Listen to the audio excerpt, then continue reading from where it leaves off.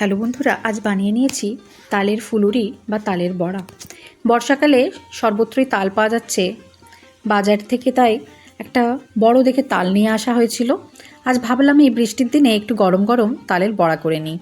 তো সেটাই আপনাদের সঙ্গে শেয়ার করে নিচ্ছি কিভাবে আমি এই তালের বড়াটা বানালাম। প্রথমেই আমি এখানে 1 বাটি মতো ময়দা নিয়েছি আর নিয়ে নিয়েছি 1 বাটি চালের গুঁড়া। এরপর টেস্টের জন্য চিনি নিয়ে নিলাম, নারকেল কুড়োনো নিয়েছি, কালো জিরে নিয়েছি, এলাচ নিয়েছি ফ্লেভারের জন্য, সামান্য লবণ, আর সব শেষে দিয়ে দিলাম তালের পিউরি।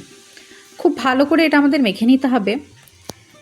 চিনিটা যেহেতু একটু মোটা দানার আছে, তাই মেখে নিয়ে আমি 10 মিনিট মতো ঢাকনা বন্ধ করে রেখে দেবো, যাতে চিনির দানাগুলো সুন্দরভাবে গলে যায়। আপনারা যদি চিনিটা গুঁড়ো করে নেন সেক্ষেত্রে ঢাকা দেওয়ার প্রয়োজন হবে না। দেখুন চিনিগুলো আমার সুন্দরভাবে গলে গেছে। এখন দিয়ে দিচ্ছি খাবার সোডা। খুব ভালো করে হাতের সাহায্যে মেখে নিচ্ছি। এরকম টেক্সচারটা হবে, খুব পাতলাও হবে না, আবার খুব শক্তও কিন্তু হবে না। এখন কড়াইয়ের মধ্যে দিয়ে দিচ্ছি সানফ্লাওয়ার অয়েল। একটু কড়াইয়ের তেলটা গরম হয়ে গেলেই হাতের সাহায্যে গোল গোল করে আমি কিন্তু বড়াগুলো কড়াইয়ের মধ্যে ছেড়ে দিচ্ছি।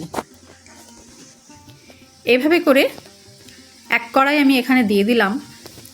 মাঝারি আছে কিছুক্ষণ অপেক্ষা করব। এক সাইড হয়ে গেলে অপর সাইডটাও কিন্তু আস্তে করে উল্টে দিতে হবে। এক সাইড আমার হয়ে গেছে, এভাবে আমি আরেক সাইডটা উল্টে দিচ্ছি।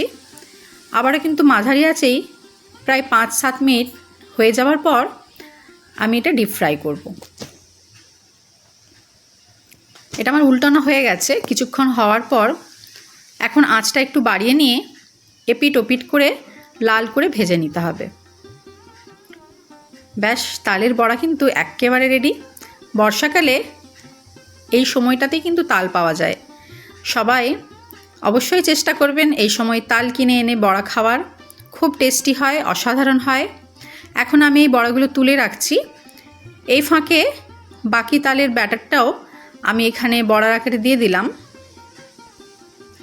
এই সময় আপনাদের দেখিয়ে দিচ্ছি আমার এই বড়াগুলো কতটা ভেতর থেকে ফুরফুরে হয়েছে।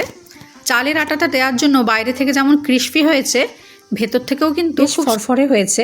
ভালো লাগলে লাইক, শেয়ার, কমেন্ট করে সাথে থাকবেন, পাশে থাকবেন।